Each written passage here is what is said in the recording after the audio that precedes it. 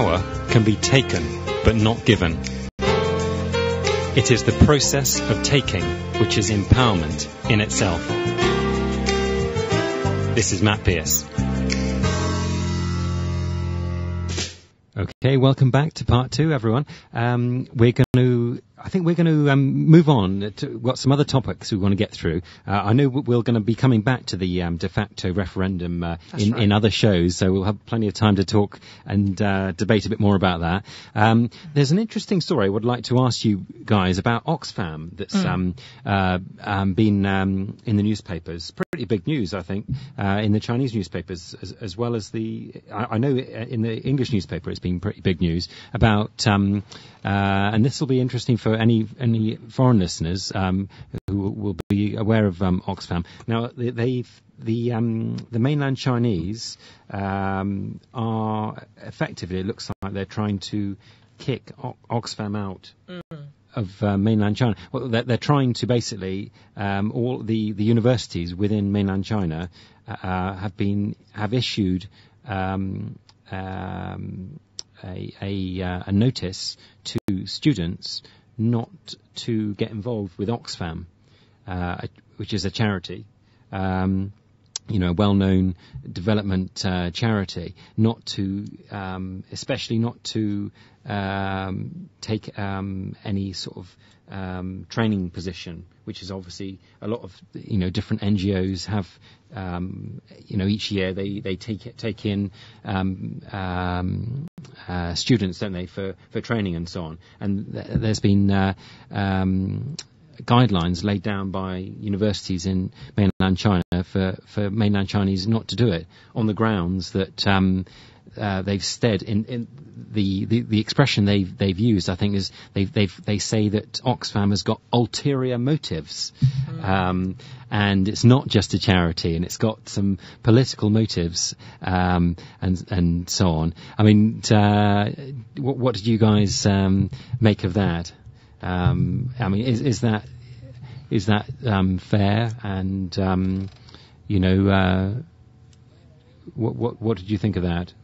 I think, first of all, it was probably pretty surprising for many people, including the members of the board of directors, because on the board of directors you have people, quite a few pro-Beijing personalities, and the big names like Elsie Leung, the former Attorney General, who everyone knows has a really close ties with Beijing, and she was on the Oxfam board. She's on the Oxfam board, and you do have all others as well. So it really a bit puzzling when you read this news. And I think what's even more puzzling is that when this news first broke out, you do have the Hong Kong reporters calling the Education Bureau, who allegedly issue this notice telling people that your students shouldn't join in the internship program or whatever. The spokesperson on the phone line of the Education Bureau didn't know at all about this notice, which department within this bureau sent this, and it takes quite some time. Even though on the second day the same bunch of reporters tried to chase the story again, it was really ambiguous answer, and it said, we just didn't know which of our branches issue such notice.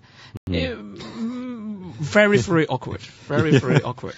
So you did say something like this, but you didn't want to talk about it in front of the media. Yeah, that sounds very sort of quite typical, actually, of a situation. I mean,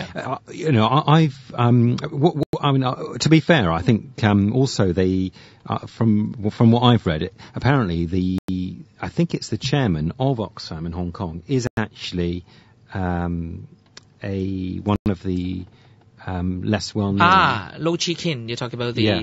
You're good on names, Simon. Much better than me, actually. But you know what? He's a Democratic Party member, isn't he? He was the one who founded the predecessor of the Democratic Party. Right. But after all, if you ask lots of Hong Kong people around, it might not ring the bell that easily now, because he wasn't really in the pan-democratic camp for so many years. He became a public consultant on other issues, and he was very moderate.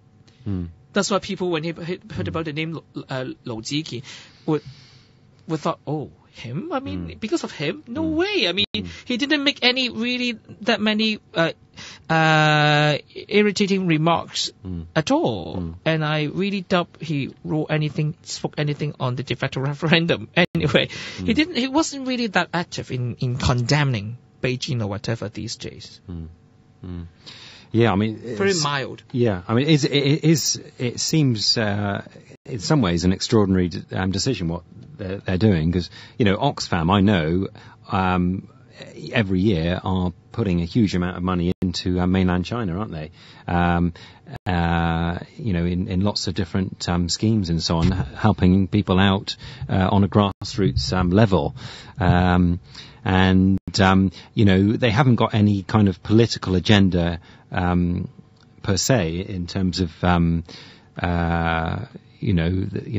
not trying to overthrow the government or anything. But on the other hand, the mainland Chinese, they obviously look at these NGOs. I'm guessing they know Oxfam is a very sort of international NGO, and they, perhaps they're getting paranoid of Oxfam and who's funding Oxfam and what their motives are and so on.